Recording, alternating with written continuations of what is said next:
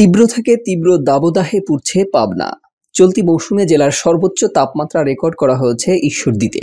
তীব্র এই দাবদাহে পাবনা শহরে হিট স্ট্রোকে এক বৃদ্ধের মৃত্যু হয়েছে। শনিবার ২০ এপ্রিল পাবনার ঈশ্বরদীতে ৪১.৬ ডিগ্রি সেলসিয়াস তাপমাত্রা রেকর্ড করা হয়েছে, যা জেলায় চলতি মৌসুমের মধ্যে সর্বোচ্চ তাপমাত্রা। ঈশ্বরদী আবহাওয়া অফিসের সহকারী পর্যবেক্ষক নাজমুল হক রঞ্জন জানান, কয়েকদিন ধরেই পাবনায় ৪০ ডিগ্রি সেলসিয়াসের উপর তাপমাত্রা রেকর্ড করা হয়েছে। শনিবার রেকর্ড করা হয়েছে ৪১.৬ ডিগ্রি সেলসিয়াস।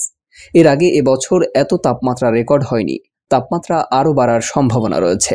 এদিকে তীব্র গরমে মানুষ নাজেহাল। সবচেয়ে বেশি কষ্টে আছেন শ্রমজীবীরা। জীবিকার তাগিদে তীব্র রোদেও কাজ করতে হচ্ছে খেটে খাওয়া মানুষদের।